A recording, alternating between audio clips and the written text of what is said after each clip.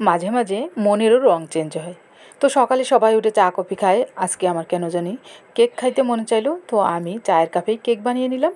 আসসালামু আলাইকুম বন্ধুরা, চলুন তাহলে দেখা যাক আমার আজকের রেসিপি। আচ্ছা, যেহেতু আমি চায়ের কাপে বানাবো তো আমি এখানে বেশি নিব না, আমি এখানে নিলাম 1.5 টেবিল চামচ ময়দা আর 1.5 চা চামচের মতন কোকো পাউডার।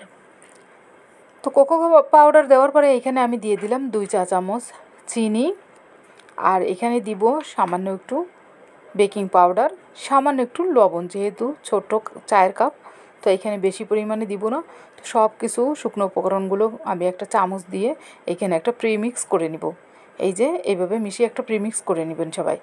যারা আমার মতন এরকম হঠাৎ মানে মনের রং চেঞ্জ হয় তারা যদি খান তাহলে চায়ের কাপে এভাবে খাবেন।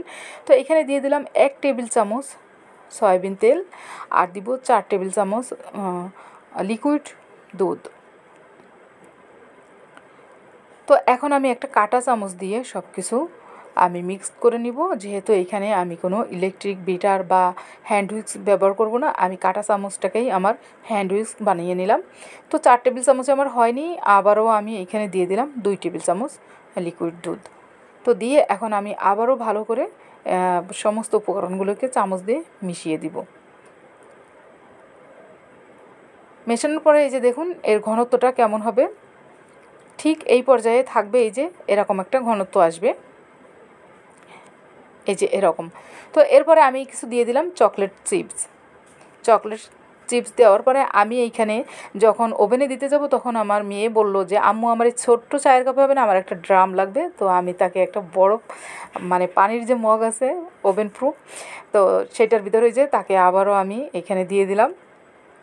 তার নাকি ছোট্ট চায়ের কাপে হবে না, তো আমি প্রায় হাফ লিটার যে মগটা, তো এখানে দেখে নিয়েন যে এরকম মগে যদি কেউ বানাতে চান তো কতটুকু পরিমাণ দিলাম, আপনারা একটু ভিডিওটা একটু টেনে দেখবেন। আমি যদি এভাবে বলতে যাই তাহলে অনেক বড় ভিডিও হয়ে যাবে।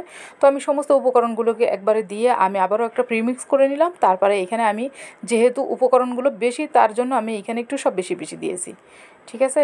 তেলও কিন্তু আমি 3 টেবিল চামচ দিয়েছি, আর এইখানে দুধ প্রায় হচ্ছে গিয়ে 8 থেকে 10 টেবিল চামচের মতন হয়েছে। তো এটাকে সব কিছু আমি মিশিয়ে নিয়ে আবারও বাকি 2 টেবিল চামচ দুধ ছিল আমি এখানে দিয়ে আমি এর ঘনত্বটা ঠিক করে নিলাম। এই যে কাঁটা চামচ দিয়ে এইভাবে করে নেবেন।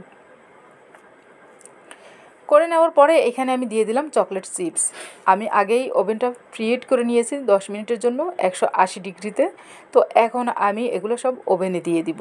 আপনারা ইচ্ছাগুলো চুলায়ও করে নিতে পারবেন, সেম প্রসেসে। আপনারা আগে একটু চুলায় যে প্যানে বা পাতিলে করবেন সেটা 10 মিনিট একটু হিট করে নেবেন। তারপরে আমি এখানে দিয়ে দিলাম 20 মিনিটের জন্য, এই যে ওভেনে দিয়ে দিলাম।